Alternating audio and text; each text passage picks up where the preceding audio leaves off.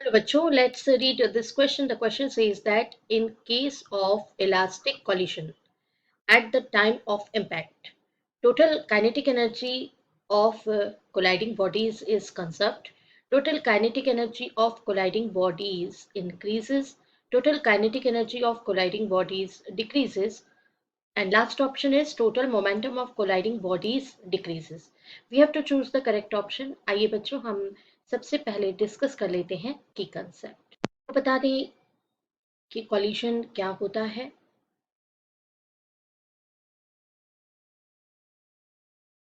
देखिए स्टूडेंट्स, जब भी तो object, right, when two objects come in direct contact,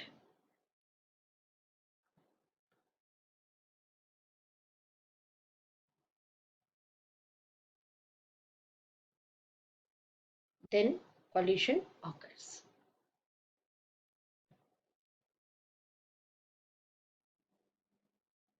तो ये तो बात हो गई कि कॉलिशन क्या होता है। सॉल्यूशन देखने से पहले हम आपको यहाँ पर बता दें कि जैसे हमने एक ऑब्जेक्ट कंसीडर किया है, ये ए ऑब्जेक्ट है, ट्रैवल कर रहा है u1 वेलोसिटी से, यहाँ पर बी ऑब्जेक्ट है और ये मे बी रेस्ट पर हो या फिर u2 वेलोसिटी से ट्रैवल कर रहा हो, और ये दोनों ही ऑब्जेक्ट एक दूसरे के साथ क्या हो जाए, कांटेक्ट में पहले आ जाए, एंड देन आफ्टर दैट हो सकता है कि ये ऑब्जेक्ट जो है वो इनिशियल डायरेक्शन में ही ट्रैवल करें, या फिर मे बी पॉसिबल कि ये किसी पर्टिकुलर एंगल पे बाउंस हो जाए, जैसे कि ये object A theta one angle पे बाउंस हो जाए और ऑब्जेक्ट बी जो है वो थीटा टू एंगल पर क्या हो जाए, बाउंस हो जाए।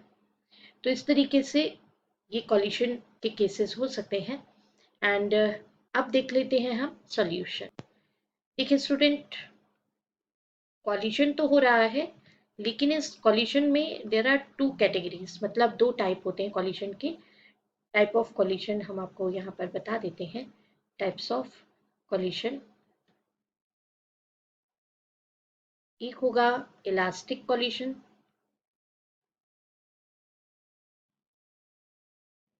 और एक और टाइप होता है that is in elastic coalition.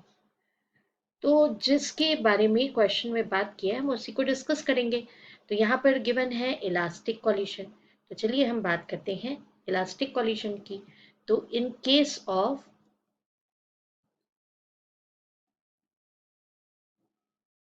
Elastic coalition, kinetic energy as well as linear momentum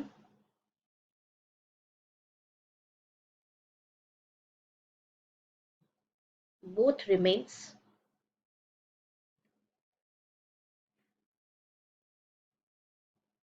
conserved।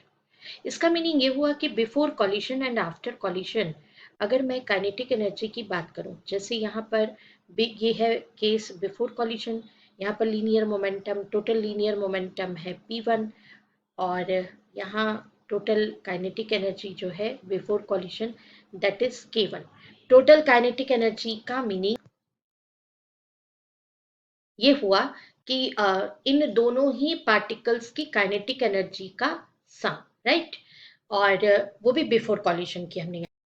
And similarly after coalition भी हम मोमेंटम और काइनेटिक एनर्जी के लिए कैलकुलेशन करते हैं। तो सपोज आफ्टर कॉलिशन जो टोटल मोमेंटम आया वो आ गया p2, मतलब टोटल मोमेंटम मतलब a और b का दोनों का सम, वो कितना आया p2।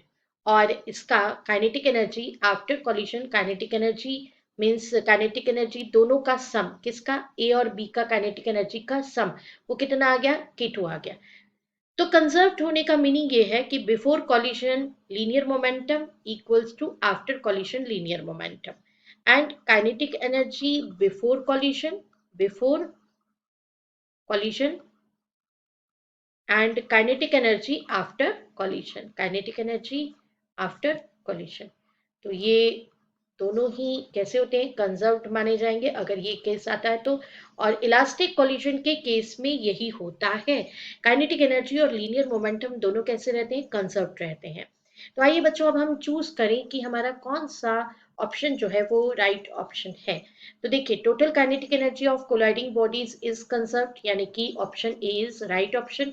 Total kinetic energy colliding bodies increases, no, it is not correct. Total kinetic energy of colliding bodies decreases, this is wrong. ऐसा कुछ नहीं होता, क्योंकि कंजर्व्ड है तो ना तो इंक्रीज होगा ना डिक्रीज होगा। And total momentum of colliding bodies decreases, no, momentum जो है वो कंजर्व्ड होता है, तो ये भी क्या है, रॉन्ग आंसर है। So only option A is right option. I hope you understood it well, best of luck, thank you.